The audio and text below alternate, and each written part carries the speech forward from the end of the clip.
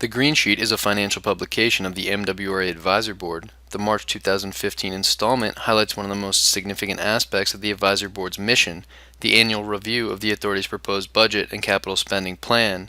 Each year, the Authority transmits its budget and CIP to the Advisory Board for review, and the Advisory Board then makes its comments and recommendations in May, before the budget is approved in June. This video is an overview of the MWRA's proposed FY16 budget and CIP, which Advisory Board staff is currently dissecting. Starting first with the budget, $707.2 million is proposed for FY16, which is shown here in three parts. First is direct costs at about 32% of total proposed expenditures. Personnel costs are the salaries and benefits of employees, while all other direct costs include such essential budget items as chemicals, energy, and maintenance. Indirect costs are the smallest piece of the pie at under 7% of total spending. Driving the category is watershed reimbursements and pilot payments to communities. But the elephant in the room is capital financing, which is just under 62% of all proposed FY16 spending. Here is a better visual representation of how capital financing drives total costs and therefore rate assessments for communities. As stated, capital financing is 61.6% of total expenditures in the proposed FY16 budget, meaning that direct and indirect costs are combined at 38.4%. The operating expenses in blue have remained relatively constant, due in part to the fact that increasing personnel costs, like the cost of healthcare, have been mostly offset by the declining headcount at the Authority. The number of employees at the Authority has gone from over 1,600 in 2000 to a proposed 1,170 in FY16, a reduction of 470 positions over that period. The result is that direct costs have not increased as drastically as they have at many other agencies. The result of steady operating costs and rising debt service costs is that the split of this chart has completely flipped since FY1990, when debt service was 38% of the total, as opposed to FY16 when operating expenses are 38.4%. But this switch didn't happen overnight, and FY04 was the first year that capital financing passed 50% of total expenditures. The projected peak of this debt service split is FY22, when capital financing is projected to be almost 2/3 of total spending. We'll look now at the proposed FY16 budget as compared with FY15. The operating expenses are proposed at an increase of 2.6% from FY15, while capital financing costs after bond redemption reserves are applied increased by 6.3% from FY15. Combined, the proposed total expenses are a 4.8% increase from the FY15 budget, which is the amount that needs to be raised in total revenue. Once non-rate revenues like investment income are factored in, the increase for communities and ratepayers is proposed at 4.1% for water and sewer combined. A 4.1% increase does not comply with the Advisory Board's mantra of "for no more," so communities should anticipate the proposed budget will be adjusted down before it is adopted in June. Moving now to the Capital Improvement Program, let's look again at the historical perspective before getting into the proposed FY16 capital spending. This chart shows actual capital spending in blue from FY 1986 to 2014.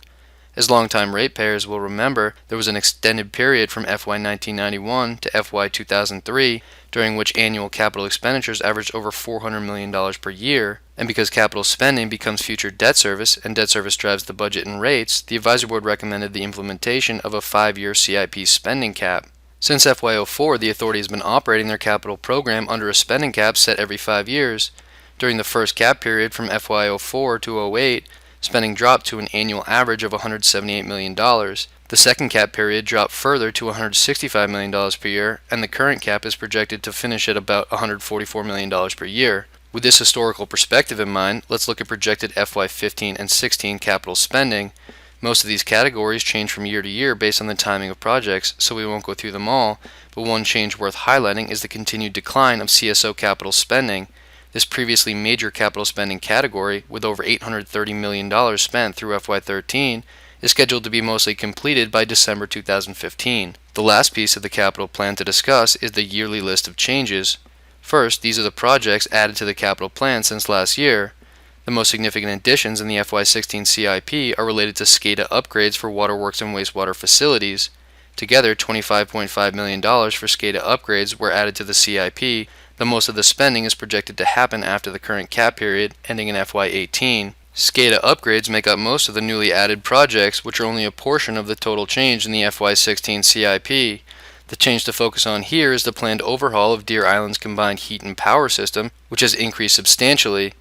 The project now encompasses the upgrade plus the new gas line and scrubber replacement, going from a total projection of $40.3 million in the FY15 capital plan to $89 million in the FY16 capital plan.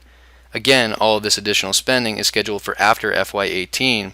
Other changes to the CIP are results of increased cost estimates, changes in scope of some projects, and a longer duration to complete some projects, which adds to inflation assumptions. As we've just seen, there's a lot of detail in the budget and CIP for the advisory board staff to review, so here's a look at the timeline of when things will be finalized. The authority has already transmitted its proposed FY16 CIP and budget, and the advisory board staff is in the midst of budget briefings with authority staff. March also holds the advisory board's annual public meeting. In addition, this year the Long-Term Rates Management Committee will be meeting again. The committee was originally created by an advisory board recommendation and is reconvening now because a number of financial milestones are approaching, including the authority being close to full funding of its pension liability, which will lead into the final decision surrounding the establishment of the OPEB trust. We will keep all communities and interested parties informed of the decisions of the committee. In April, the advisory board staff produces the comments and recommendations document and vets it with the executive committee before the full advisory board votes on the final comments in May. In June, the advisory board presents the comments and recommendation to the authority's board of directors for the first June meeting, with responses from authority staff before a vote is taken to adopt the budget and CIP.